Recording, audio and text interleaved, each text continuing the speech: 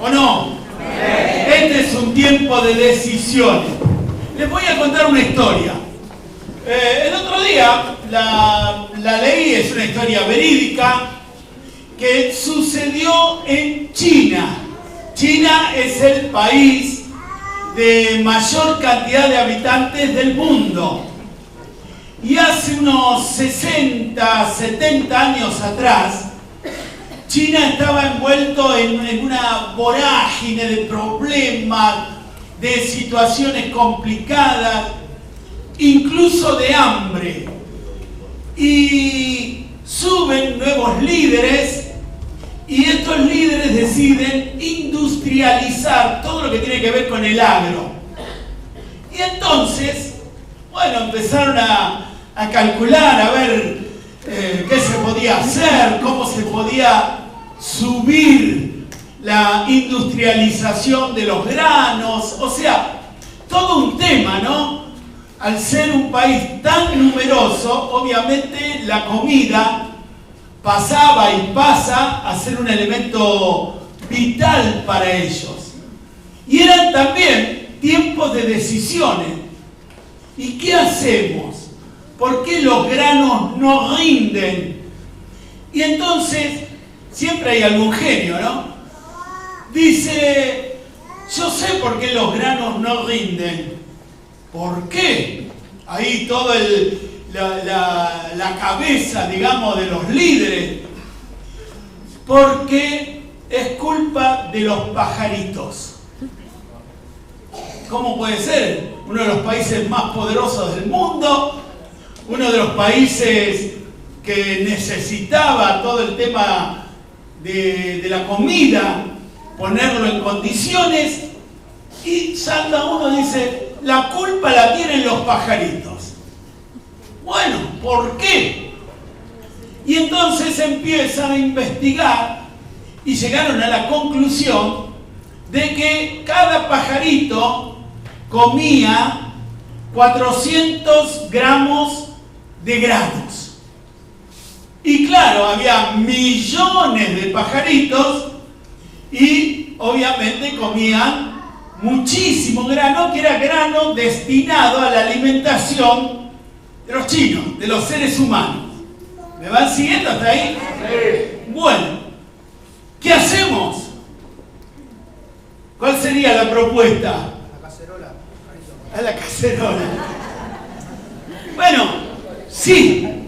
O sea, dijeron, todo el mundo tiene que salir a cazar pajaritos. Esto es verídico, ¿eh? Por ahí nos causa gracia, pero es verídico, esto sucedió de verdad. Y bueno, empezaron a hacer también los espantapájaros, por ahí la gente joven no sabe qué son los espantapájaros, pero bueno, en toda la nación se llenó de espantapájaros. Y como decían recién, bueno, muchísimos millones de pajaritos fueron a parar a la olla. Bueno, pasan un par de años, los exterminaron, ¿eh? Los exterminaron, era cuestión de vida o muerte. Así que los exterminaron. Bueno, una vez que los pajaritos están exterminados, toda esta historia dura 10 años, toda la década del 60. ¿Y qué hacen? Exterminamos los pajaritos, gran festejo, gran fiesta, pero cada vez hay menos granos. ¿Pero cómo? Matamos a todos los pajaritos, nos deshicimos de todos ellos y cada vez hay menos comida. Claro, descubrieron que los pajaritos ahuyentaban a las langostas. Y entonces, cuando obviamente no había más pajaritos, las langostas se hicieron dueñas de la tierra. Y las langostas comían mucho más que los pajaritos. Entonces, el problema se agudizó. Durante 10 años, si antes tenían problemas para alimentar a toda la población, Ahora había un hambre impresionante, no había para comer. Las langostas se comían todo. ¿Qué hacemos ahora? ¿Saben lo que hicieron? Hicieron un pacto con Rusia y Rusia comenzó a venderles, adivinen qué, pajaritos. O sea, antes los habían matado, ahora los tuvieron que comprar para tener pajaritos para que desaparecieran las langostas. Yo leí esta historia el otro día, me pareció maravillosa. ¿En qué sentido?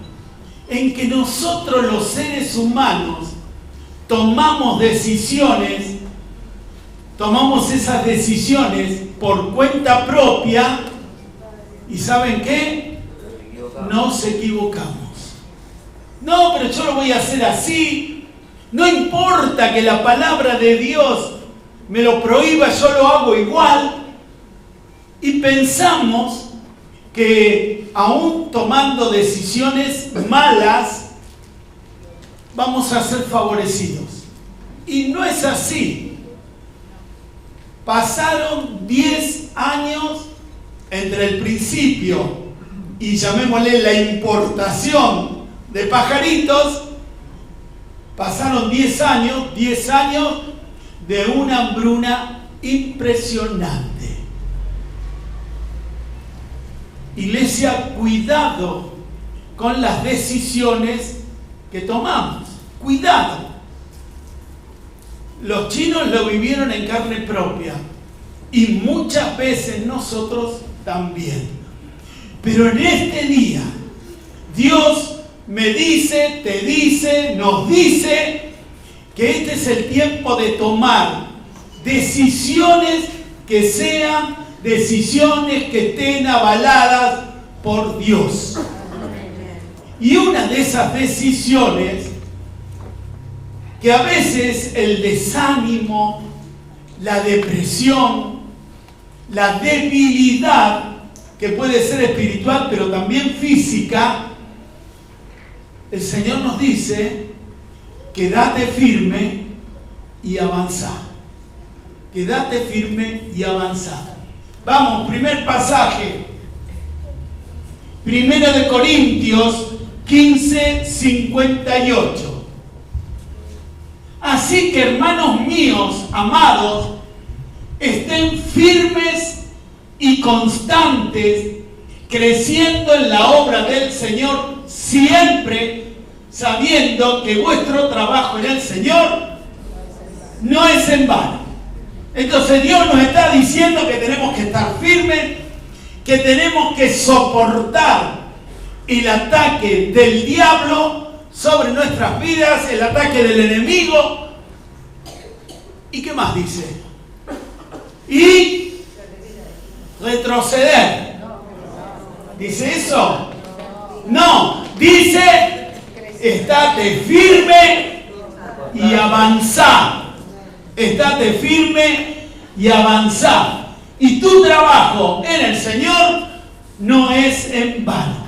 Cada cosa que vos hacés es un trabajo que no cae en saco roto, sino que es un trabajo que no es en vano. El viernes estábamos en el seminario y yo contaba algunas historias viejas. Los viejos contamos historias viejas. ¿O no? Nadie dice nada. Nadie dice nada. Bueno, yo soy de contar historias viejas. Soy medio el Landricina de la iglesia. ¿Vieron que las historias que cuenta Landricina son todas viejas? Bueno, a mí me gusta contar historias viejas que hablan del poder de Dios y de la forma en que Dios se manifiesta. Y lo único que tengo es las historias, el pasado, y todos tenemos el poder de Dios en nuestras vidas. Amén. Y yo contaba de cosas que sucedieron en el pasado que relataban o mostraban cómo el poder de Dios obró en esta iglesia a causa de tantos hermanos que ayudaban. ¿Alguna iglesia tenía algún problema? Y bueno, venía algún hermano, mire pastor, esta iglesia tiene este problema. Bueno, los vamos a ayudar. Contaba la historia de la iglesia que había donde está ahora el Renuevo, acá en la esquina. ¿Cuántos se acuerdan de esa iglesia? Nadie. 1, 2, 3, 4, 5. Ahora empezó la memoria a funcionar. Bueno, esta iglesia, nosotros no estábamos acá, estábamos a 3 cuadras donde está la iglesia de Segurola. Y estábamos en una reunión de pastores, éramos 7. Y viene el pastor de acá de la iglesia y dice: tengo una deuda con el alquiler y me van a echar. No puede ser. Algo tenemos que hacer. Y entonces les dije: ¿qué les parece? Éramos 7. ¿Qué les parece si nosotros, entre todos, hacemos una vaquita y juntamos la plata para que él pueda pagar la deuda? Bueno, la semana que viene nos reunimos de nuevo y ahí ya definimos esto. Maravilloso.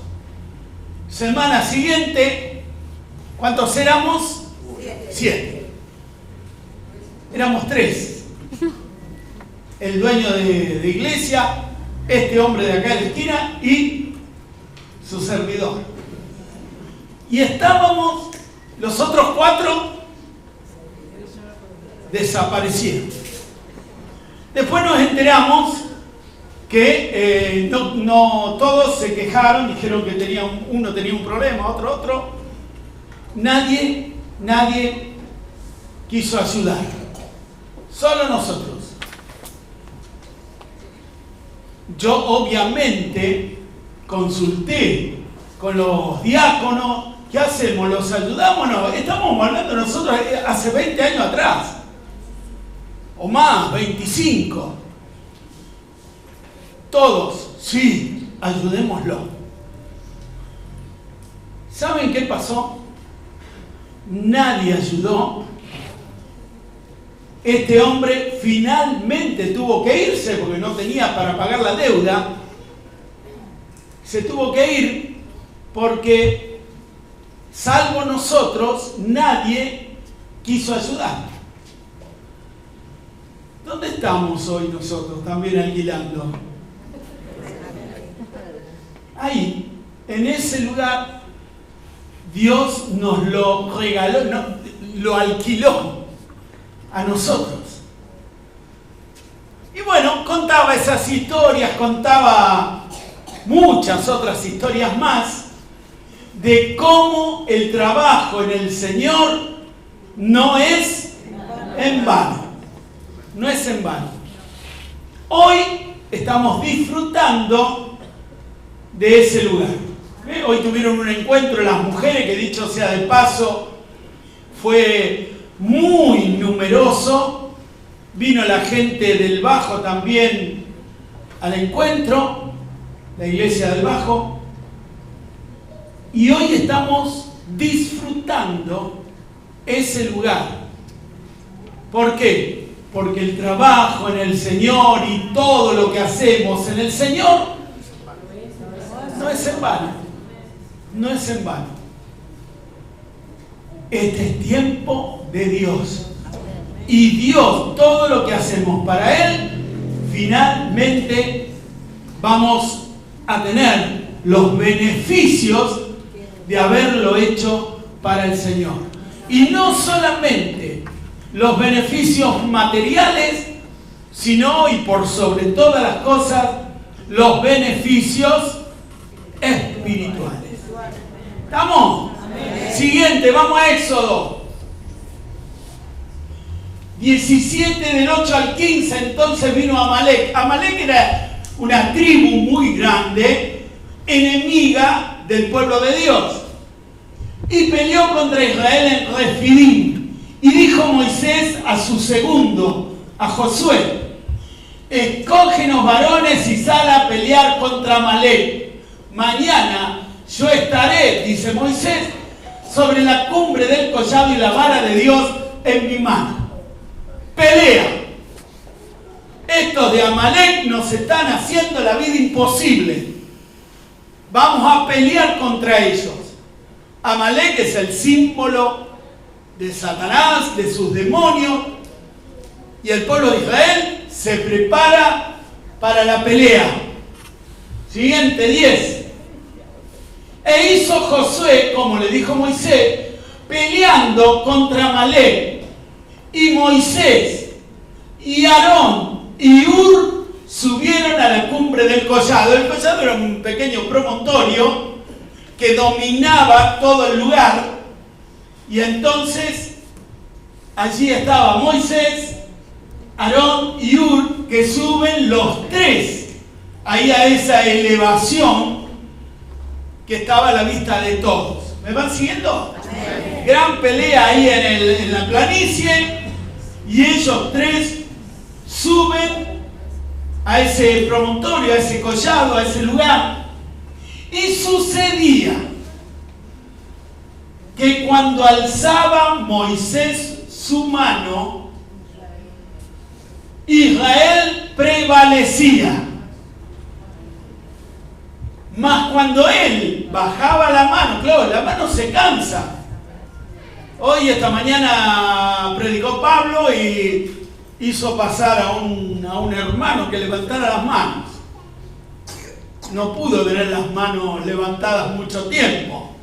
Estaba ahí, hacía un esfuerzo para no bajar las manos. Después, bueno, me enteré de algunas cositas cuando terminó el culto, ¿no? Que ya no podía más, que estaba transpirando mal. Bueno, y él estuvo, ¿cuánto habrá estado? 10 minutos con las manos levantadas. Pero, ¿cuánto tiempo estuvo Moisés? Todo el día. ¿Se imaginan, pobre Moisés? Yo me lo imagino.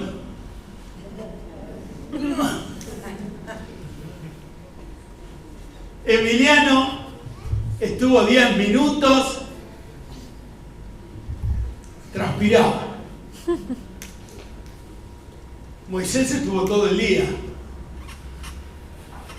Y sucedía, bueno, esto ya lo hemos leído, mas cuando él bajaba su mano, prevalecía Amalek. Mientras él tenía las manos levantadas, estaba todo bien. Y las manos de Moisés, ¿qué dice ahí? Se cansaban, igual que Emiliano. Por lo que tomaron una piedra, la pusieron debajo de él y se sentó sobre ella. Bueno, ya sentado ya era otra cosa, pero igual todavía cansaba tener las manos levantadas. Así que lo sientan sobre una piedra y se sentó sobre ella. Y Aarón y Hur sostenían sus manos. ¿Se dan cuenta cómo es la historia? Moisés, mano levantada. Cuando las manos no dan más, hay varón de un lado, Hur del otro. Vamos. Y él sentado. Bueno, todos tenían fuerza, por lo menos hasta ese momento. El uno de un lado y el otro del otro. Así hubo en sus manos firmeza hasta que se puso el sol. Horas y horas con las manos levantadas. Pero el hecho de tener las manos levantadas implicaba, ¿qué implicaba? Victoria. Victoria, efectivamente. Implicaba victoria. Si bajaba las manos, ¿qué sucedía? Derrota. Efectivamente. Mientras él tenía las manos levantadas, ganaban la batalla. Cuando no podía más, entonces ahí estaba el problema. Seguimos hasta que se puso el sol. Y Josué deshizo a Amalek y a su pueblo a filo de espada. Y Jehová dijo a Moisés: escribe esto para memoria en un libro y di a Josué que raeré, quitaré, destruiré del todo la memoria de Amalek de debajo del cielo. Y el 15, y Moisés edificó un altar y llamó su nombre Jehová Nisí, que significa Jehová es mi bandera. Las manos levantadas. No tenía fuerza, como dice la canción, pero sin embargo, todo lo que pudo aguantó con las manos levantadas. Y después, Aarón por un lado, Hur por el otro, le sostenían las manos. A ver, muchas veces nosotros, pastor, líderes, etcétera, necesitamos que ustedes nos sostengan las manos. Necesitamos que ustedes se involucren. Aarón, Hur, la Biblia no dice, pero lo más probable es que fueron voluntarios. A ellos también se les cansaba la mano. No tanto como levantar las manos uno solo, pero también. Este es el tiempo de dejar la debilidad a un costado. Si no tenés fuerzas, si las fuerzas se te han ido por la edad, por, no sé, por una enfermedad, por la desidia, no tenés ganas y no tenés ganas. Yo quiero decirte que hoy es el día justo para que vos renueves tu fuerza, mejor dicho, para que Dios renueve tu fuerza, para que Dios te levante las manos, para que vos comiences una nueva etapa en tu vida. Moisés tenía a Aarón, tenía a Hur, tenía a Josué, que era el encargado del ejército. Y Dios quiere que vos, a partir de hoy, renueves tu fuerza. Y si no tenés más fuerza, llegó la hora de pedirle a Dios: Señor, necesito más fuerza. Estoy viejo, me duelen los huesos, o no tengo ganas, estoy deprimido, estoy amargado. Dios, en esta noche, tiene que renovar tus fuerzas. ¿Cómo se llamaba esta predicación? Firmes y adelante. Ustedes saben que firmes y adelante, hace muchos años atrás, no adorábamos al Señor como lo adoramos ahora. Se adoraban con himnos. ¿Algunos se acuerdan de esto? Seguramente los jóvenes. No, los jóvenes no. Firmes y adelante. Y creo que el Señor nos está llamando a eso, a ser firmes y a avanzar. Adelante, adelante. Les cuento otra historia. Ya vamos terminando con esto. Cuando el ejército alemán invade Rusia en la Segunda Guerra Mundial, había una ciudad que era una ciudad símbolo. ¿Por qué símbolo? Por el nombre. Para que pensemos que los nombres tienen poder y los nombres significan cosas importantes. ¿Cómo se llamaba? ¿Quién lo dijo? Bien, muy bien. Stalingrado. Tiene que venir alguien por primera vez para decirle, Dios sabe. Stalingrado. El líder soviético, ¿cómo se llamaba? Efectivamente, Stalin. Entonces, bajo ningún concepto podía caer Stalingrado, era el nombre del líder. Ciudad de Stalin. Y entonces, cuando los alemanes ya habían llegado al Volga, ya habían prácticamente tomado toda la ciudad. Ya al final la pelea era casa por casa. Y en un momento dado, Stalin dice, basta. Aunque mueran todos los habitantes de la ciudad y todos los soldados que están ahí, ustedes van a pelear hasta el final. Y si no peleaban, los mismos soviéticos les pegaban un tiro a sus propias fuerzas, a sus propios soldados. Claro, los soldados morían por una bala alemana o por una bala de ellos mismos. Y se plantan y ya el ataque alemán se estanca. ¿Por qué? Porque ellos habían recibido la orden de resistir hasta el final o morir. Se plantaron firmes y comenzaron a avanzar. Y destruyeron todas las tropas alemanas y el empuje fue tan grande, que llegaron hasta Berlín. Millones de muertos. Pero obtuvieron la victoria. Cuando ya estaban vencidos, obtuvieron la victoria. Y vos en esta noche capaz que sentís que ya estás vencido. Ya no tenés más ganas de nada. Este es el momento de plantarte y de avanzar. No te podés quedar parado dejando que el diablo destruya tu hogar, tu familia, tu economía, tu salud. No. Este es el momento de pelear por la victoria. Bien, el último pasaje, creo que queda ahí un salmo, ahí está, 37, 23 y 24.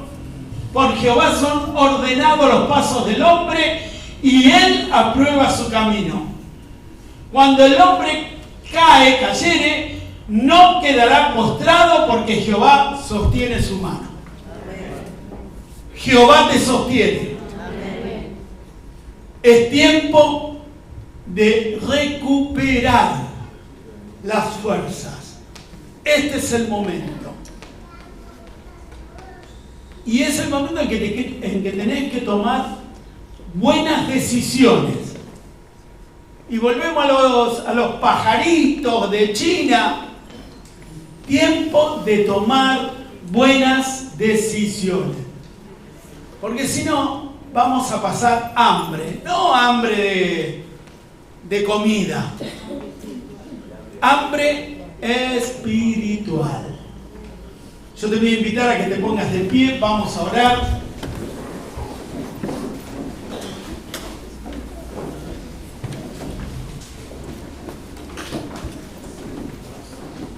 Oramos, iglesia. Prepárate. Si no tenés fuerzas, pedile fuerzas a Dios.